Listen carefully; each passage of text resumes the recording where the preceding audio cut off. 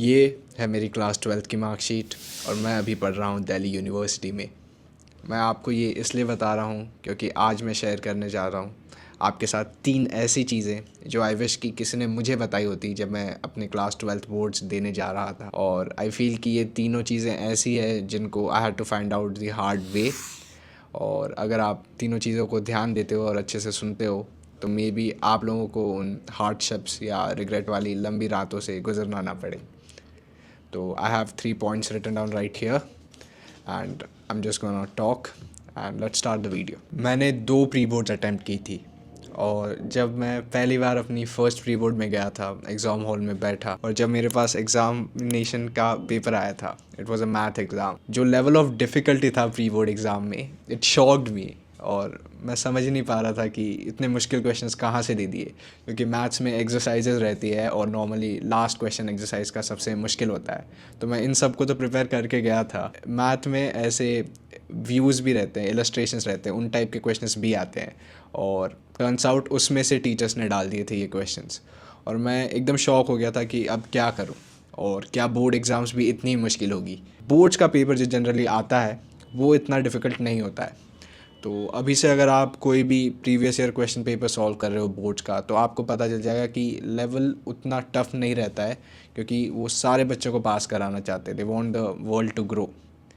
इसलिए जब आप अपनी प्री बोर्ड दोगे और आपका कॉन्फिडेंस कम होगा उसके बाद, क्योंकि maybe you don't score the best marks, तब remember it is a practice session. And अभी जब बोर्ड्स आएंगे then you are going to kill them even if you do like 80% of what you expected. मैंने जब अपने boards दिए थे तो 5 सब्जेक्ट्स में से एक ऐसा सब्जेक्ट था जिसमें मैं बहुत वीक था, मैथ में। और इट डिडंट हेल्प मी खुद को ऐसे ही बता के कि मैं वीक हूँ मैथ्स में उस समय। और मेरे प्री बोर्ड्स में जैसे मार्क्स आए थे उसके हिसाब से तो यार I believe I did the best I could in math in my board exam. और ये इसलिए हुआ यार क्योंकि मैंने ये नहीं सोचा कि I am bad at math, मैंने छोड़ नहीं दिया मैथ को। और आपके भी ऐसा एक सब्जेक्ट ज़रूर होगा या 2 सब्जेक्ट होंगे जिनमें आप बुरे हो, तो इससे यार आप बुरे नहीं हो, इधर आपकी यार मैथ्स की स्किल्स बुरी है, आपकी सब्जेक्ट की वो पढ़ाई बुरी है।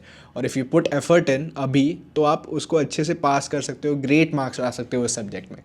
तो मैंने क्या किया था मैं बताता हूँ। तो टाइम इतना कम था उस समय मेरे पास कि मैंने बस पेपर्स उठाए पिछले सालों के और उन्हें सॉल्व करते गया, सैम्पल पेपर सॉल्व करते गया। और ये सिर्फ मैथ्स के लिए नहीं, मैं बाकी सब्जेक्ट्स के लिए भी कर रहा था और बाकी सब्जेक्ट्स में तो ग्रेट मार्क्स आए।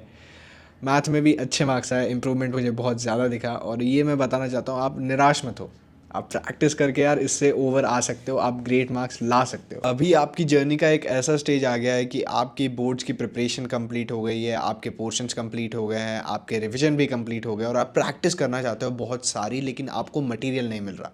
ऐसा मेरे साथ भी हुआ था और इसीलिए इसी प्रॉब्लम को सॉल्व करने के लिए डी बडी ऐप लेके आया है एक बहुत अच्छा अमेजिंग सोल्यूशन, वो भी कम्प्लीटली फ्री में। आपको प्रैक्टिस करने के लिए मिलेंगे सैम्पल पेपर्स बोर्ड्स के, वो भी आपकी एग्ज़ाम के डे तक के रेगुलरली डी बडी ऐप पे। तो आपकी इंग्लिश एग्ज़ाम आ रही है या फिजिक्स एग्ज़ाम आ रही है या किसी भी सब्जेक्ट की, आप डाउनलोड करो डी बडी ऐप, लिंक मैं डिस्क्रिप्शन में डाल दे रहा हूँ, उस पर आप जाओ, रेगुलर प्रैक्टिस करो। और अगर आप रेगुलर प्रैक्टिस करते हो अपनी बोर्ड एग्जाम तक के रोज़ एक एक पेपर, तो आपको रिवॉर्ड्स भी देती है डी बडी ऐप।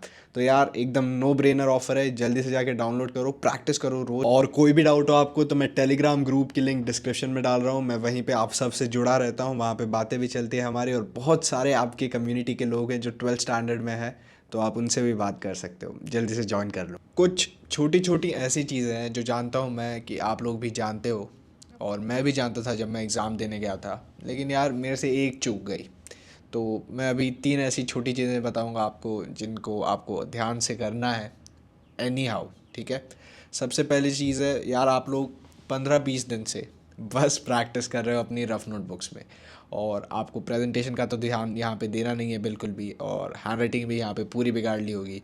लेकिन जब आप एग्ज़ाम देने जाते हो तो प्लीज़ अच्छे से लिखना और प्रेजेंटेशन अच्छी करना। मैं जानता हूँ कुछ लोगों की हैंड राइटिंग अच्छी नहीं होगी और अभी 15-20 दिन बहुत ज़्यादा कम है इसे बदलने के लिए। लेकिन यार जब आप पेपर सबमिट करते हो ना, तो मैं ये आपकी खुद के मन की शांति के लिए बता रहा हूँ, आप खुद खुश होने चाहिए कि मैं इससे अच्छा कुछ कर ही नहीं सकता था। और पेशेंस से लिखना है पेपर, क्योंकि अगर आप ये बात चूक जाती है ना आपसे, तो मैंने एक एग्ज़ाम में बहुत जल्दी जल्दी में लिख दिया था लास्ट आंसर, और यार ये बात हो सकता है मेरे मार्क्स को डिफ़र ना होते इससे, लेकिन मेरे दिल को तो लगी ये बात कि काश मैं अच्छे से ये लास्ट आंसर लिख देता।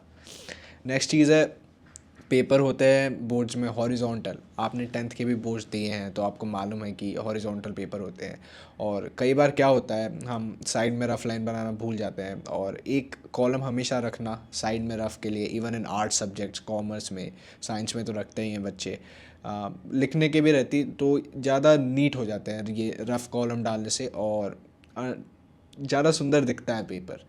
और हॉरिजॉन्टल है तो पहली बार ही दे रहे होंगे या दूसरी बार दे रहे हो तो आई होप आप कैसे भी करके प्रैक्टिस कर लो इसे एक बार, क्योंकि स्पेसिंग वगैरह भी डिफ़र हो जाती है जब आप वर्टिकल से हॉरिजॉन्टल में जाते हो। लेकिन ये उतना बड़ा पॉइंट नहीं है, फिर भी ध्यान रखने लायक है।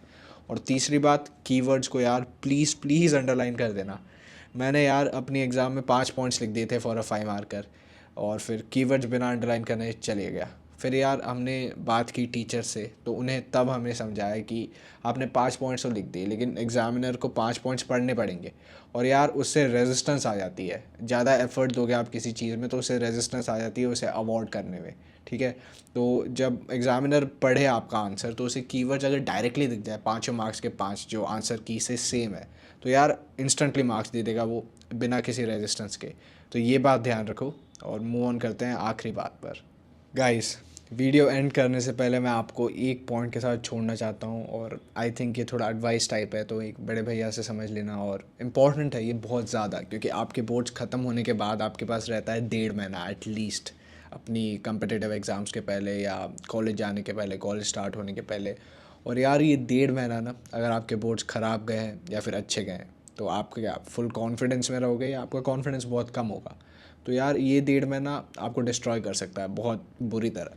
तो इसमें आपको ध्यान देना है, क्योंकि यही आपकी नेक्स्ट स्टेप के लिए बहुत ज़रूरी है, और आप कॉलेज इसी के बेसिस पे आओगे। ऐसा एक्ट करो कि बोर्ड्स हुए नहीं है, आपको बस पढ़ाई करनी है। मेन एग्ज़ाम आपकी अब है, आपकी एप्लीकेशन प्राइवेट यूनिवर्सिटीज़ में एसेस देनी है, ये सब लिखना है। CUET दे रहे हो तो फिर आपको प्रैक्टिस करनी है PYQs वगैरह की, और वो सब मैं करा दूँगा आपकी CUET के समय। अगर आप दिल्ली यूनिवर्सिटी आना चाहते हो तो वो चैनल से हो जाएगा। लेकिन बस ये ध्यान रखना कि बहुत खुद को हार मत ले आना ओवर कॉन्फिडेंस में या अंडर कॉन्फिडेंस में। इसी बात को ध्यान में रखते हुए वीडियो ख़त्म करते हैं। आपकी बोर्ड्स की स्ट्रीक चैलेंज में मैं आपको मिलता हूँ इंस्टाग्राम पर और यूट्यूब पर। और यार I am rooting for you guys, दूर से ही सही, लेकिन आप जब दिल्ली आओगे तब मिलते हैं। And see you soon.